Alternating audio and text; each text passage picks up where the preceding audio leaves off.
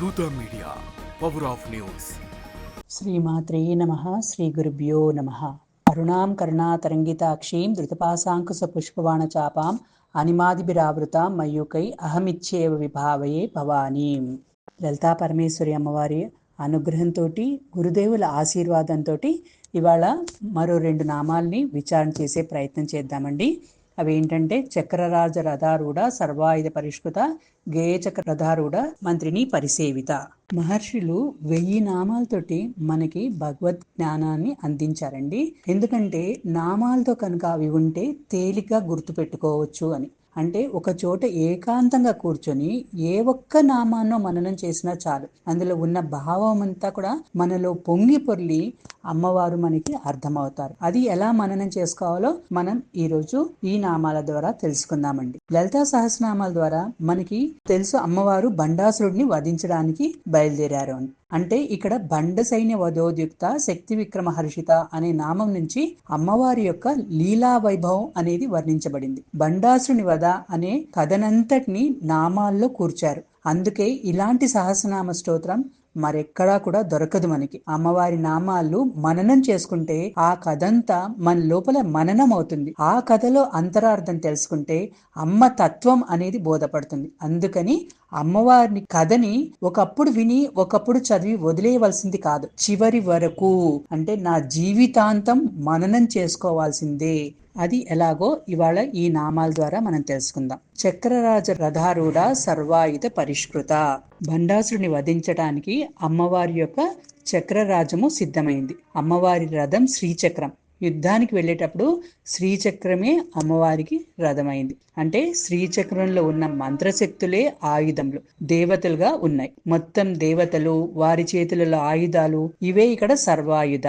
సర్వ మంత్రశక్తులతో ఉన్న శ్రీచక్రం సిద్ధమైంది. ఆ శ్రీచక్రం ముందు మనం కూర్చున్నాము అంటే ఆ శ్రీచక్ర రూపంలో అమ్మవారు వచ్చి మనలో ఉన్న బండాసుని నశింపజేస్తారు అని అర్థం. అంటే బండాసుడు పోతే కానీ మోక్షం అనేది లేదు. శంకరాచార్యులు వారు సౌందర్యంలో ఒక శ్లోకం చెప్పారండి. పురారాతేహే అంతఃపురమపి తతః త్వచ్చరణయోః సపర్యా మర్యాద తరళకరణానాం అసులభ తదా హేతే నీతాః శతమకముఖాః సిద్ధిమతులాం తవ ద్వారోపాంతః సితిభిః అనిమాద్యాభి అమరాః. ఇది శ్రీచక్రం గురించి శంకరాచార్యులు వారు చెప్పిన శ్లోకం అండి. ఇది అత్యంత ఉదాత్తమైన శ్లోకం అన్నమాట. దీని భావం తెలిస్తే గొంతు మూగబోతుంది అనమాట. అంత గంభీరమైన లోతైన ఉదాత్తమైన భావం ఉంది ఇందులో. శ్రీచక్ర స్వరూపాన్ని చూపిస్తున్నారు ఇక్కడ. శ్రీచక్రం అంటే ఏమిటో చాలా మందికి తెలుసు. మనం శ్రీచక్ర పూజలు కూడా చేస్తూ ఉంటాం కదా. అంటే శ్రీచక్రం మధ్యలో బిందువు ఉంది, తర్వాత 8 ఆవరణలు, చివరికి చతురస్రం. బిందువు కేవలం అమ్మవారి శక్తే. ఆ శక్తే ప్రకటన అయి తర్వాత శక్తులు 8 ఆవరణలుగా వచ్చాయి. అవే ప్రపంచంలో ఉన్నవన్నమాట. అసలు శక్తి బిందువే, శాంతరస స్వరూపంగా ఉంది. మరి మనం ఎక్కడ ఉన్నాం ఈ శ్రీచక్రంలో అంటే బిందువు నుంచి వలయాలు వచ్చాయి. అంటే బింబస్వరూపమైన అమ్మవారు, అది శివశక్తి ఐక్య రూపము. మన గమ్యం ఏది అంటే కిరణాలతోటి ఆడుకోవటం కాదు, అంటే ఈ ప్రాపంచిక విషయాలతోటి మునిగిపోవటం కాదు. ఆ కిరణాలను అమ్మవారి కిరణాలు అని ఆరాధిస్తూ, అంటే ప్రపంచంలో ఉన్నది కూడా అంతా అమ్మవారే, ఉన్నదంతా కూడా బ్రహ్మస్వరూపమే అని ఆ జ్ఞానం కలుగుతూ, ఆ జ్ఞానంతో ఆ కిరణాలను ఆరాధిస్తూ, అంటే సృష్టిలో ఉన్నదంతా కూడా అమ్మ కిరణాలే కదా అనే జ్ఞానం కలిగి క్రమక్రమంగా కిరణాలకి మూలమైన అమ్మ చరణాలను చేరుకోవాలి. అదే శ్రీచక్రం యొక్క పరమార్థము. అందుకే శంకరాచార్యుల వారు అంటారు, నీవు త్రిపురాసుర సంహారకుడైన పరమశివుని అంతఃపుర పట్టపురాణివి, అందు నీ సేవకి చపలచిత్తులైన వారికి అంత తేలిక కాదమ్మా అంటారు. అంటే ఇంద్రియ నిగ్రహం లేని వారికి అమ్మ దొరకడం అనేది చాలా కష్టం. అందువల్లనే ఇంద్రాది దేవతలు నీ ద్వారం వద్దన్న అణిమాది సిద్ధులతోనే అసమానమైన తృప్తిని పొందుతున్నారు. అంటే బిందు స్థానం వద్ద ఉన్న ఆ మాతృచరణ సేవ జితేంద్రులైన వారికి మాత్రమే, అంతర్ముఖులైన వారికి మాత్రమే సాధ్యం. అంతేకాదు ఇంద్రాదులకు సైతం అష్టసిద్ధులు లభిస్తాయి, కానీ అమ్మవారి పాదసేవ భాగ్యం అనేది లభించదు. అది అమ్మవారి చరణాలను చేరుకోవాలి తప్పించి ఈ కిరణాలను కాదు. చరణాలు, అమ్మ యొక్క చరణాలను సేవిస్తూ అమ్మవారి చరణాలను పొందాలి అనేది ఇక్కడ చూపిస్తున్నారండి. ఈ నామాన్ని ఇప్పుడు మరొక కోణంలో మనం అర్థం చేసుకుందామండి. చక్రరాజం అంటే ఈ శరీరమే. ఈ శరీరంలో వచ్చి కూర్చొని ఉంది అమ్మవారు. సర్వాయుధ పరిష్కృత అంటే ఆయుధాలన్నీ దగ్గర పెట్టుకొని ఉంది అంటే అర్థం సాధన సామాగ్రి అంతా నా శరీరంలోనే ఉంది. ఆత్మానం ఆత్మానం అవసాదయేత్ అని మనకి భగవద్గీత చెప్తోంది. తత్వం ఏమాత్రం తెలియని మనిషి తన శరీరాన్ని తనుగా అనుకుంటున్నాడు.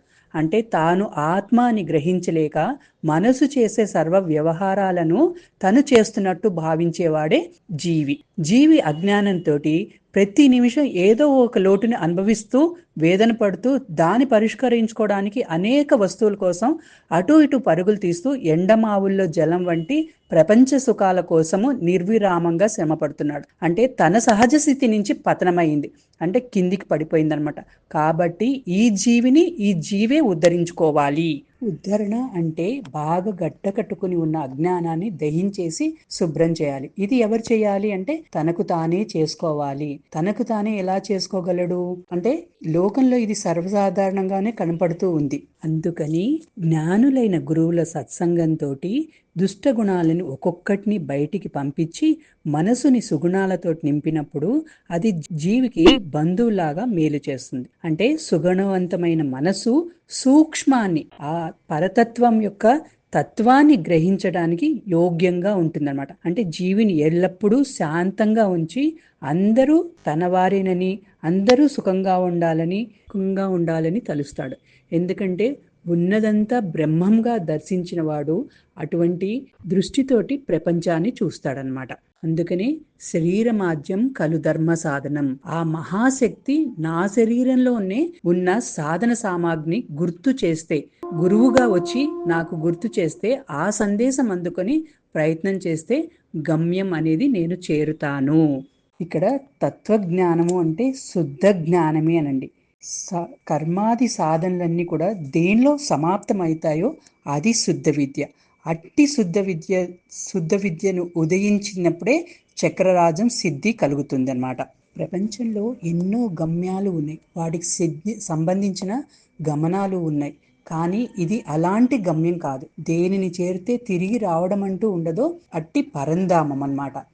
ఆత్మయందు విశ్వాత్మ ప్రసిద్ధి గల శక్తిని ఎవరైతే పొందుతున్నారో వారు సదాశివుని పాదములని స్పృశించిన వాడు అవుతున్నాడనమాట. ఇంకా అప్పుడు నేను లేను, అతడు లేదు, ఆమె లేదు, అలా చూస్తే ఎవ్వరూ లేరు. అందరిలో కూడా దివ్యంగా శోభించే ఆత్మను నేనే అనేది ఇక్కడ మనకి అవగతమవుతుందండి. ఈ శుద్ధ విద్య ద్వారా నేను ఇది అనే భేదం లేక ఉన్నదంతా కూడా బ్రహ్మమే, అంతా శివుడే అనే అనుభూతితో గుర్తింపు కలిగితే ఇంకా అప్పుడు అహం బ్రహ్మాస్మి అనే జీవ బ్రహ్మైక్య జ్ఞానము అద్వైతము సిద్ధిస్తుంది. ఈ శ్రీచక్రానుసంధానము అద్వైత సిద్ధి. ఇప్పుడు రెండో నామం చూద్దామండి. గేయచక్ర రథారూఢ మంత్రిని పరిసేవిత. లలితాదేవికి మంత్రిని శ్యామలాదేవి. గేయచక్రం అని పేరు గల రథమునికి శ్యామలచే చుట్టూ సేవించబడుతోంది ఈ అమ్మవారు. గేయము అంటే గానం, నాదచక్రం. ఆ నాదచక్రంలో అమ్మవారి యొక్క ప్రధాన శక్తి మంత్రినీదేవి. ఈవిడే రాజశ్యామల. ఈ అమ్మ యొక్క యంత్రాన్ని ధ్యానం చేస్తేనే చాలు ధన్యులమైపోతాము అంటారు. ఈ తల్లి యొక్క అనుగ్రహం పొందితేనే సర్వ విద్యలు అనేది లభిస్తాయి, బుద్ధులు బాగుపడతాయి. ఈ తల్లి అనుగ్రహం పొందినవాడే మహాకవి కాళిదాస్ అన్నమాట. ఆ తల్లి అనుగ్రహంతో మాణిక్య వీణాం ఉపలాలయంతీం మదాలసాం మంజుల వాగ్విలాసాం మహేంద్ర నీలద్యుతి కోమలాంగీం మాతంగ కన్యాం మనసా స్మరామి అని చెప్పారు. ఆ తల్లి మంత్రిని. రాజుగారు ఉన్నప్పుడు మంత్రి ఉన్నట్టే రాణిగారు ఉన్నప్పుడు మంత్రిని. మంత్రాంగము అనగా ఆలోచన. వ్యూహరచన చేయాలంటే ఆలోచన ఉండాలి. అవతల వాణితో యుద్ధం చేయాలంటే ప్రణాళిక పథకము ఉండాలి. అంటే అర్థం శ్యామలాదేవి బుద్ధికి తల్లి, బుద్ధి ఉంటేనే కానీ దుర్మార్గులని నశింపచేయలేరు. శ్యామలాదేవి సర్వ విద్యల తల్లి అని చెప్పుకున్నాం కదా.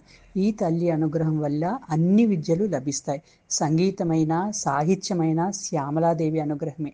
ఏ విద్యలైనా కూడా అంటే నాదము, శబ్దము, అక్షరము, స్వరంతోనే చెప్పబడతాయి. నాద, అక్షర, శబ్ద, స్వరం అదే గేయ చక్రము.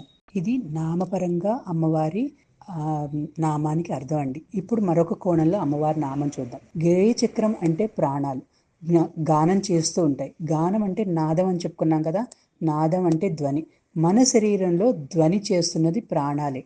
ఆ ధ్వనిని అందుకొని మరొక ధ్వని మనసు. అంటే రెండే చలనాలు శరీరంలో. ప్రాణచలనం ఒకటి, మన చలనం ఒకటి.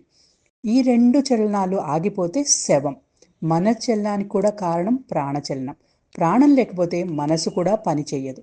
మనసు పనిచేయదు, శరీరం అంతకన్నా పనిచేయదు. అంటే ప్రాణం మీద అధిష్ఠించి మనసు ఉంది. ఆ మనసుని నడుపుతున్నది మంత్రిణీదేవి. మననం చేసేది ఏదో అది మంత్రి. మననాత్రాయతే ఇది మంత్రః. అంటే నిరంతర మననం వల్ల కాపాడేది అని సూచిస్తున్నారు. దానివల్ల నాకు ఆ త్రిపుర సుందరికిని అభేదము అని అనుసంధానం చేస్తే, అంటే అనుసంధానం అనగా తాను ఆ పరాశక్తితో తాదాత్మ్యతను పొంది అంతా తానే అని నాకు ఎల్లప్పుడూ స్పష్టంగా స్ఫురింపచేస్తూ ఉంటుంది. ఇది అమ్మవారి యొక్క దయ, అమ్మవారి కరుణ అండి. అమ్మవారి కరుణతోటి మనము ఆ అమ్మవారి పాదాలను పట్టుకొని అమ్మవారిని చేరుకోవాలి. సర్వం శ్రీమాత చరణారవిందార్పణమస్తు. జై గిరిధారి అండి. సర్వం శ్రీ గురుభ్యో నమః. For more updates, please subscribe Dutta Media.